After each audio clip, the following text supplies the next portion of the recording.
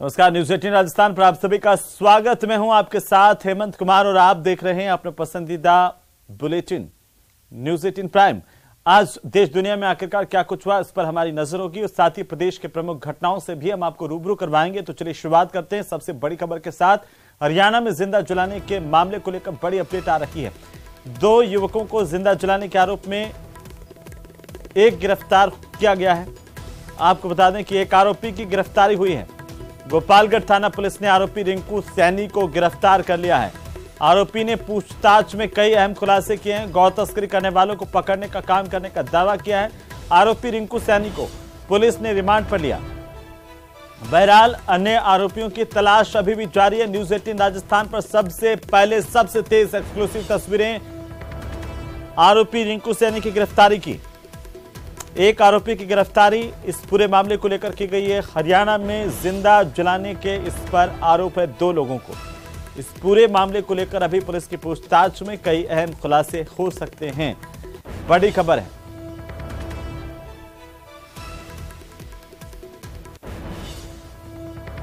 तो चलिए आगे बढ़ेंगे और इसी बीच राजधानी जयपुर से बड़ी खबर, जहां पर आबकारी विभाग ने एक बड़ी कार्रवाई की है। एक तस्कर की गिरफ्तारी हुई है। शराब तस्कर राधे गुर्जर की गिरफ्तारी की गई है। राधे गुर्जर अब पुलिस के शिकंजे में है।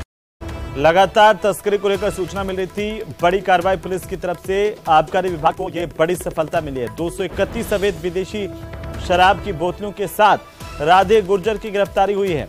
यह शराब तस्कर आसपास के इलाके में तस्करी करता है। विदेशी शराब की तस्करी कर रहा था राधे गुर्जर। अब इसकी गिरफ्तारी कर ली गई। आबकारी आयुक्त कुमारपाल गौतम के निर्देश पर एक कार्रवाई की गई। एक युवक की गिरफ्तारी हुई है। एक्सक्लूसिव तस्वीरें देखिए। 231 अवैध विदेशी शराब की बोतलें हैं। 25 बियर की बोतलें भी इसमें शामिल हैं। राधे गुर्जर की गिरफ्तारी हुई है। 231 अवैध विदेशी शराब की बोतलों के साथ राधे गुर्जर गिरफ्तार हुआ है।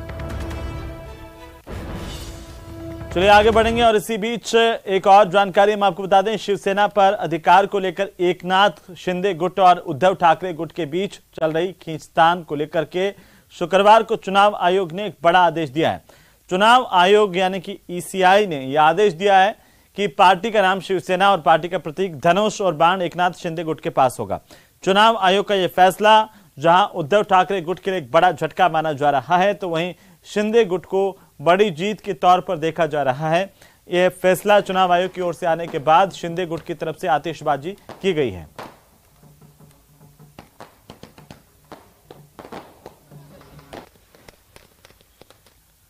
तो वहीं मुंबई में पृथ्वी शॉ और सपना गिल के बीच हुई झड़प के मामले को लेकर अंधेरी कोर्ट ने अपना फैसला सुना दिया है। कोर्ट ने सपना को 20 फरवरी तक यानी कि 3 दिन के पुलिस हिरासत में भेजने के आदेश दिए हैं।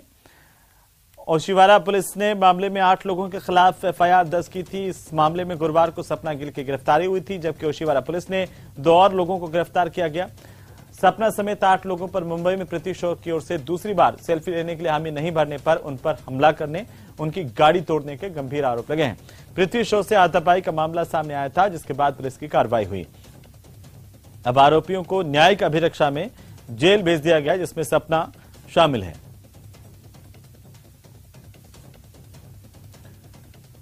अब जानते हैं कि आखिरकार ये पूरा सेल्फी विवाद कैसे हुआ, क्या हुआ और कैसे क्रिकेटर पृथ्वी शॉ को ये वीडियो सोशल मीडिया पर वायरल हुआ है।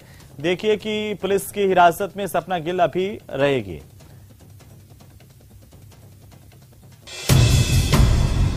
हम लोग को मारा, इसके दोस्तों ने हम लोगों को क्लब में मारा। ये है क्रिकेटर पृथ्वी शॉ, जिनका ये वीडियो सोशल मीडिया पर वायरल है। ये पूरा विवाद सेल्फी को लेकर हुआ। दरअसल 15 फरवरी की रात मुंबई में पृथ्वी शॉ अपने दोस्तों के साथ एक रेस्टोरेंट में पार्टी कर रहे थे। तभी फैंस वहां आए और उनके साथ सेल्फी लेने लगे, लेकिन पृथ्वी के मना करने पर रेस्टोरेंट के मैनेजर ने उन लोगों को वहां से बाहर कर दिया। बस इसी बात से भड़के उन लोगों ने बाहर पृथ्वी शॉ का इंतजार किया और उनकी कार के सिग्नल पर पहुंचते ही उसके शीशे तोड़ दिए। इस घटना का जो वीडियो सामने आया उसमें पृथ्वी शॉ भी गुस्से में नजर आए। हालांकि पुलिस ने इस मामले में 24 घंटे के अंदर सपना गिल नाम की एक लड़की को गिरफ्तार कर लिया। सपना गिल सोशल मीडिया इन्फ्लुएंसर हैं। एक आरोपी अभी गिरफ्तार हो रहे हैं और बाकी के भी जल्दी गिरफ्तार होंगे। इस मामले में सपना गिल के साथ मौजूद 7 लोगों के खिलाफ भी केस दर्ज कर लिया गया। पृथ्वी शाह का आरोप है कि मारपीट करने वाले लोगों ने उनके दोस्तों से 50,000 रुपए की मांग भी की थी, जिसकी शिकायत उन्होंने पुलिस थाने में दर्ज कराई। गेट से हम बाहर निकलते हैं तो पृथ्वी की गाड़ी जैसे ही यू टर्न लेती है, उस टाइम पर थोड़ा गाड़ी स्लो थी। उस टाइम पर उन्होंने बेसबॉल स्टिक से गाड़ी के फ्रंट शीशे पर हिट किया। तो हिट करने के बाद जब एक बार हिट किया तो गाड़ी हमने रोकी, फिर उन्हें दोबारा हिट किया। तो दूसरी बार में फिर गाड़ी से उतर के हमने वो बेसबॉल स्टिक उनसे छीना है। ये पूरा कंप्लीट वाकया शायद वहाँ के सीसीटीवी फुटेज में आ जाएगा, जहाँ पे उस लड़की ने गाड़ी पे हिट किया है शीशे को, फ्रंट शीशे को। इन्होंने फॉलो किया, फिर उसके बाद अगेन कुछ और गाड़ी, इन्होंने कुछ बाइक वाइक पे 1-2 लोगों को बुलाया था, उन्होंने फिर पीछे वाले शीशे पे अगेन हिट किया। तो उस टाइम पर ये जब इंसिडेंट हुआ, उसके बाद जब सीधा पुलिस स्टेशन पहुंचे, वहां पर वो बाकी सब तो जा चुके थे, पर उस लड़की ने डिमांड की। कितनी डिमांड की थी? 50,000। कोई बड़ा अमाउंट नहीं था, बट उसने बोला। उधर सपना गिल के वकील ने पृथ्वी शाह पर सपना गिल के साथ मारपीट का आरोप लगाया है। पृथ्वी शाह जो है बहुत ज्यादा ड्रंक थे, पिए हुए थे और अल्कोहल पे बहुत ज्यादा हाई थे। उन्होंने उनको अब्यूज किया, उनको मारा, और मारने का ये एविडेंस है कि हमारे पास फोटोज आए हुए हैं जहाँ पे सपना गिल के हाथ पे बहुत ज्यादा इंजरी लगी हुई है, और इसके चलते उन लोगों ने बहुत मैनहैंडल भी किया उन लोगों को अपने गुंडों के साथ मिलके, और एक वुडन का बड़ा बैट निकाला, बैट से भी वो लोग मारने जा रहे थे, और लड़की को भी काफी मारा। उसमें सपना गिल ने बीच में हाथ में आके बैट को बचाने को भी ट्राई किया कि उसे मत मारिए, लेकिन बहुत बुरी तरीके से मैनहैंडल किया है। पावर और पोजीशन का मिसयूज किया गया है।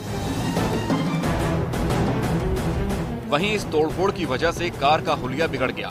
हालांकि गनीमत ये रही कि पृथ्वी शाह को ज्यादा चोट नहीं आई और उन्हें सही सलामत घर भेज दिया गया। उत्तर प्रदेश की राजधानी लखनऊ में सीएम योगी आदित्यनाथ के आवास के बाहर बम मिलने की सूचना आई, और सूचना मिलने के बाद मौके पर बम निरोधक दस्ता पहुंचा। साथ ही मुख्यमंत्री आवास की सुरक्षा व्यवस्था को बढ़ा दिया गया है। सीएम आवास के आसपास की जगहों पर भी छानबीन की जा रही है। इसके साथ मौके पर पहुंचे अधिकारियों ने बताया कि दिल्ली मुख्यालय में बम मिलने की सूचना दी गई थी और ये सूचना फर्जी निकली। सीएम योगी के आवास के बाहर बम मिलने की सूचना को अधिकारियों ने फर्जी करार दिया है। अधिकारियों के मुताबिक आरोपी ने फोन कॉल करके बम की सूचना दी थी। इसके बाद मौके पर एलआईयू की टीम पहुंची। सीएम योगी आदित्यनाथ के आवास के बाहर की सुरक्षा व्यवस्था को कड़ा किया गया। चप्पे चप्पे पर पुलिसकर्मियों की नजर है। कंट्रोल रूम पर एक सूचना प्राप्त हुई थी जिसमें बताया गया था कि सीएम रेसिडेंस के पास में बम रखने की सूचना है।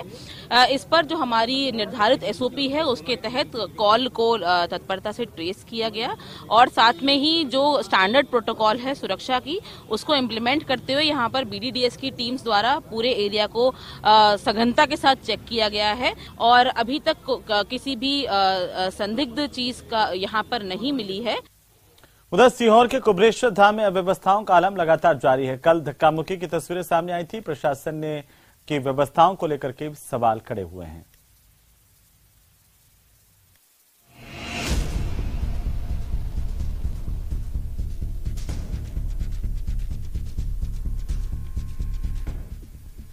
सीहोर के कुबेरेश्वर धाम में रुद्राक्ष महोत्सव में श्रद्धालुओं की ऐसी भीड़ उमड़ी है कि प्रशासन की व्यवस्थाएं नाकाफी साबित हो रही हैं। मुख्य मार्ग को वन वे कर दिया गया है। ऐसे में धाम जाने वाले लोग खेतों के रास्ते जाने के लिए मजबूर हो चुके हैं। वहीं भोपाल इंदौर हाईवे पर रफ्तार पर ब्रेक लगा हुआ है। गाड़ियां रेंग रेंग कर चल रही हैं। इसी तरीके के हालात सीहोर नाके से लेकर जो कुबरेश्वर धाम है वहां पर इसी तरीके के नजारे देखने को मिल रहे हैं। सूरज तो अभी उगा नहीं है अभी, लेकिन यहाँ के जो हालात हैं वो साफ तौर पर बता रहे हैं कि लोगों को उम्मीद इस बात को लेकर है कि रुद्राक्ष उनको हासिल हो जाए, और इसी उम्मीद के साथ लोग कुबरेश्वर धाम पर पहुंचे। उधर बद इंतजामी को लेकर कलेक्टर ने बयान दिया। उनका कहना है कि अनुमान से ज्यादा लोगों के आने से दिक्कत हुई है। और मैं आपके चैनल के माध्यम से ये जरूर जनता को बोलना चाहूंगा कि सीहोर जिला की कथा के दौरान में कोई भी भगदड़ नहीं हुई है, कोई भी ऐसी दुर्घटना नहीं हुई है। सब लोग जो है पूर्णतः सेफ है, कथा का आनंद ले रहे हैं। वहीं पंडित प्रदीप मिश्रा ने माना कि रुद्राक्ष वितरण में थोड़ी दिक्कत आई है, साथ ही उन्होंने लोगों से घर बैठकर कथा का आनंद लेने की अपील भी कर डाली। यही करना चाहूंगा, घर पर बैठकर कथा का आनंद लीजिए। आस्था चैनल पर चल रही है, सोशल मीडिया पर चल रही है, आप लोग आनंद लो। और जिनको दर्शन करने आना है, पूरा साल है बाबा का धाम है और आनंद में आओ, बाबा का धाम में पधारो। कुबेरेश्वर धाम में कल बद इंतजामी के बीच एक महिला की मौत हो गई थी, जबकि आज एक 3 साल के बच्चे की मौत हुई है। कई लोगों की तबीयत खराब होने की बात भी सामने आई है। लोगों की भीड़ अब भी बनी हुई है। ऐसे में प्रशासन को सतर्क रहने की जरूरत है। तो वहीं सनातन हिंदू राष्ट्र और अखंड भारत जैसी बातों को लेकर के बागेश्वर धाम लगातार चर्चाओं में है, लेकिन इस बार एआईएमआईएम के चीफ ओवैसी को बाबा बागेश्वर की नई बातें चुभ गई हैं। रिपोर्ट देखिए।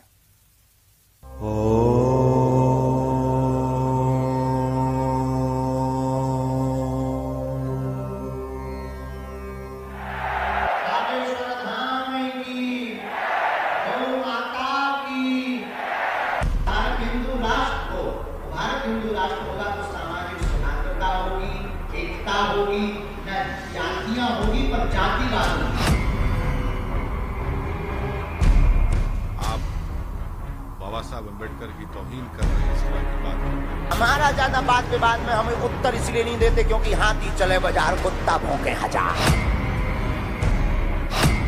चैलेंज करने वालों को बाबा का चैलेंज। कोई भी मुकाबला कर ले।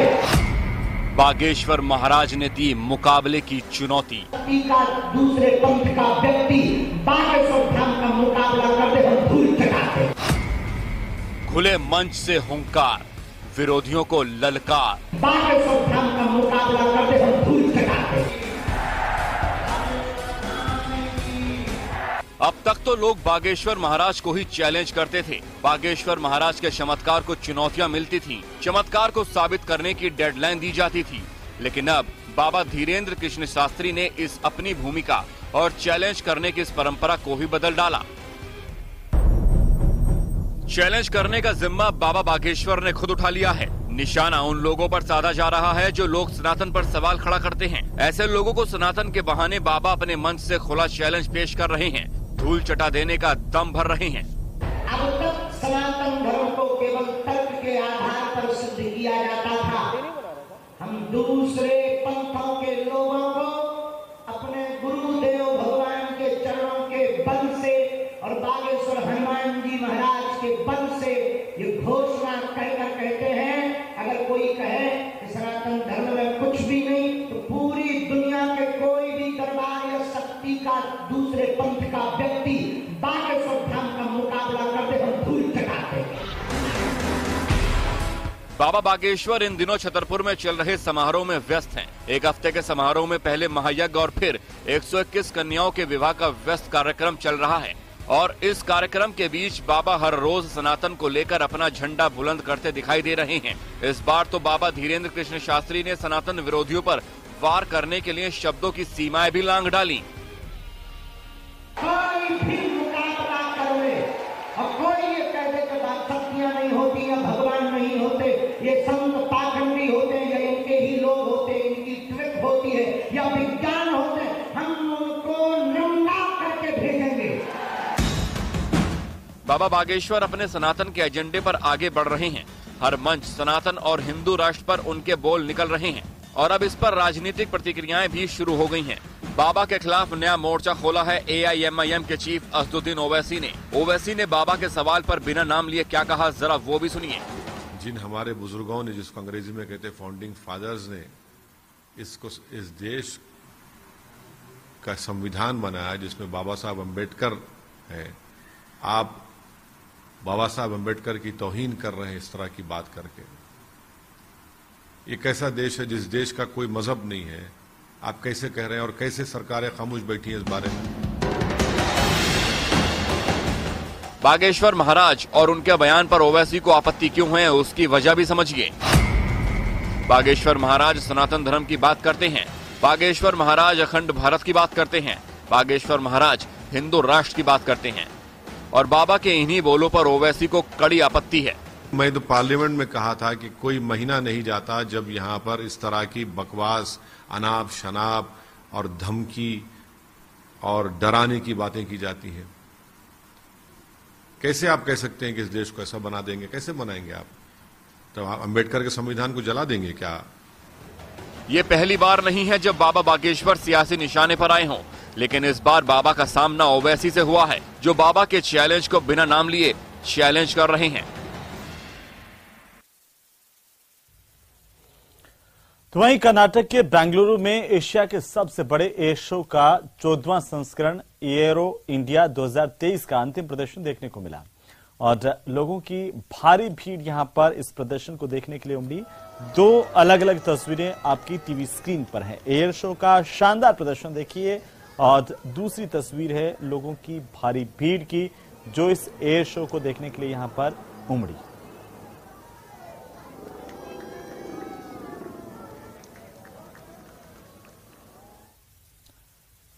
तो वहीं राजधानी दिल्ली में केशवपुरम इंडस्ट्रियल एरिया में एक गोदाम में अचानक से आग लगी। मौके पर दमकल की गाड़ियां मौजूद दिखाई दी और आग पर काबू पाया गया।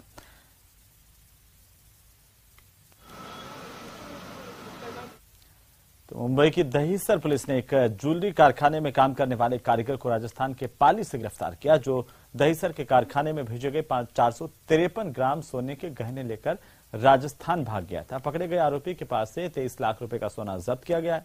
पुलिस एयरटेल कार्ड विक्रेता बनकर आरोपी को पकड़ने में लगी रही और इस दौरान पुलिस को सफलता मिली।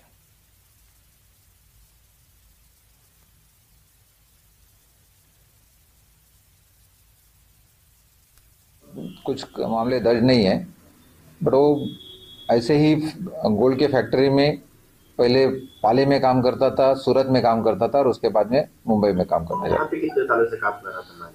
मालिक के पास कुछ लगभग 8-9 महीने से काम कर रहा था। वहीं राजधानी दिल्ली में बदमाशों के हौसले काफी बुलंद हैं। ताजा मामला उत्तर पूर्वी दिल्ली के थाना भजनपुरा इलाके के यमुना विहार से सामने आया। मामूली विवाद में पड़ोसी ने ताबड़तोड़ फायरिंग की।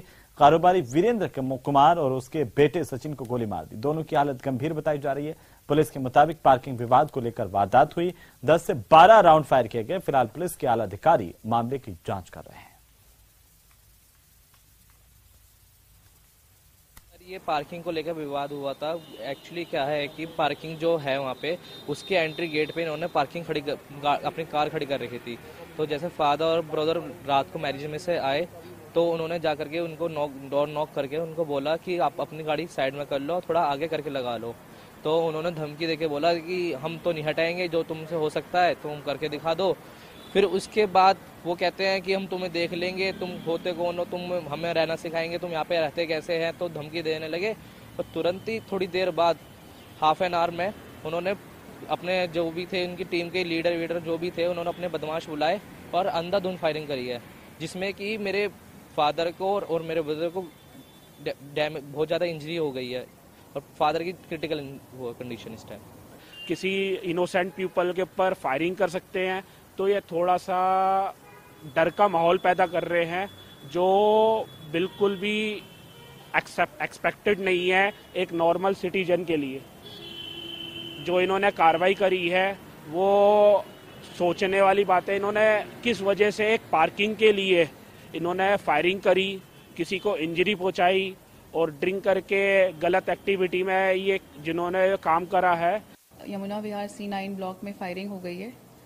कॉल मिलते ही इमीडिएटली विदिन 5 मिनट्स पुलिस वहाँ पे पहुँच गई थी।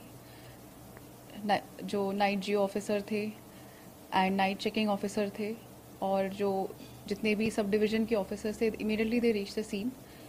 और वहाँ पे जाके पता चला कि जो इंजर्ड थे they have been taken to the hospital and वहाँ से हमने इमीडिएटली जो एक असेलेंट था उसको पकड़ लिया मौके से ही। और उस वहाँ पे स्कफल में उसको भी थोड़ी सी इंजरी हुई थी, तो उसको इमीडिएटली हॉस्पिटल GTB एडमिट करवा दिया। और इसी बीच बड़ी खबर, कराची पुलिस मुख्यालय पर आतंकी हमला होने की जानकारी सामने आ रही है। पुलिस मुख्यालय में आतंकी घुस गए। आसपास के घरों में भी आतंकियों के घुसे होने की खबर मिल रही है। कराची में ताबड़तोड़ फायरिंग हुई है। सबसे पहले एक्सक्लूसिव तस्वीरें आपकी टीवी स्क्रीन पर न्यूज़ 18 पर आप देख सकते हैं। कराची पुलिस मुख्यालय पर आतंकी हमला होने की खबर मिल रही है। मुठभेड़ में 8 से 10 आतंकियों के घुसने की जानकारी सामने आ रही है। पुलिस मुख्यालय में कई बड़े अधिकारी मौजूद हैं। आतंकियों के मारे जाने की खबर, 2 आतंकी मारे गए हैं। बड़ी खबर है, पाकिस्तान के कराची से इस वक्त की सबसे बड़ी खबर आ रही है। कराची में आतंकी हमला हुआ है। पाक रेंजर और आतंकियों के बीच इस दौरान मुठभेड़ भी हुई है। 2 आतंकियों को मार गिराया गया। तस्वीरें सबसे पहले आपकी टीवी स्क्रीन पर। पाकिस्तान में इन दिनों कंगाली के हालात है और इसी बीच आतंकी हमला, 2 आतंकी मार गिराए गए हैं पुलिस की तरफ से। कराची पुलिस मुख्यालय पर आतंकी हमला होने की खबर मिल रही है। पाकिस्तान के कराची में आतंकी हमला हुआ है। 8 से 10 आतंकी यहां पर पुलिस मुख्यालय में घुस गए।